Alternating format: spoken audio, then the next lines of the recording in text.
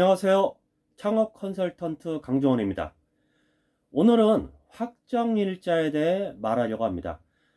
한 번쯤은 들어본 분도 있을 것이고 생소한 분도 있을 것입니다. 확정일자란 증서가 작성된 날짜에 상가 건물 임대차 계약서가 존재하고 있음을 증명하기 위해서 법률상 인정되는 일자입니다. 상가 건물의 소재지 관할 세무서장이 임대차 계약서가 존재하였음을 인정하는 날짜를 말합니다.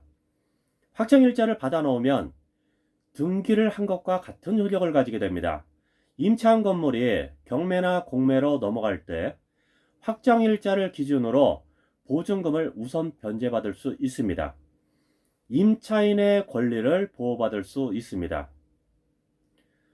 확정일자를 받아야 하는 이유가 있습니다. 임차 상가가 경매에 넘어가게 되었을 때 대항력을 갖추지 않으면 임차 보증금은 제일 마지막 변제 순위를 가질 수 있습니다. 보증금을 돌려받지 못할 수 있습니다. 예전에 송파구에서 음식점을 운영하던 대표님이 계셨습니다. 필자가 확정일자 부분을 묻자 대표님은 10년 넘게 장사를 했는데 우리 임대인은 절대 그럴 뿐이 아니다. 보증금은 돌려줄 것이다. 이렇게 답하였습니다.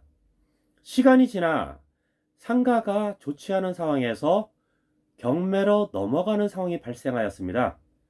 대표님은 1억이 넘는 보증금을 한 푼도 돌려받지 못하고 폐점해야 했습니다.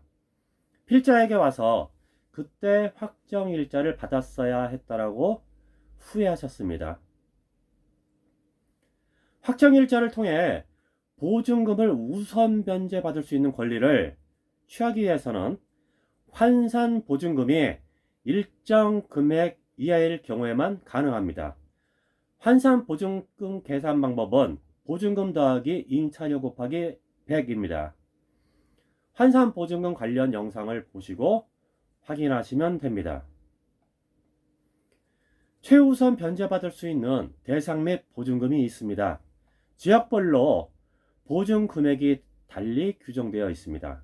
예를 들어 서울시의 경우 6,500만 원 이하의 보증금이어야 소액 임차인으로서 보호를 받을 수 있습니다. 한번 확인해 보시기 바라겠습니다. 주택의 경우에는 임대차 계약서를 가지고 관할 주민센터를 방문하면 확정일자를 받을 수 있습니다. 하지만 상가의 경우에는 사업장 소재지 관할 세무서에서만 받을 수 있습니다. 세무서에 방문하여 접수하시면 됩니다. 상가 확정일자는 인터넷으로 신청할 수 없습니다. 준비 서류는 사업자 등록 신청서, 확정일자 신청서, 임대차 계약서 원본, 임대차 목적물이 건물의 일부인 경우에는 해당 부분의 도면 한부, 그 다음에 신분증을 준비하시면 됩니다. 관할 세무서장이 확정일자 번호, 확정일자 부여일, 관할 세무서장이 상가 임대차 계약 증서 원본을 표시하고 관인을 찍는 방법으로 확정일자가 부여됩니다. 사업자 등록을 신청한 후 상가 건물 임대차 계약서에 확정일자까지 갖췄다면 상가 건물을 인도받고 사업자 등록을 신청한 다음날 우선 변제권이 발생합니다. 아직도 확정일자를 받지 못했다면 지금이라도 신청하시기 바라겠습니다. 다양한 정보를 가지고 다시 찾아뵙겠습니다. 이상 강정원이었습니다. 감사합니다.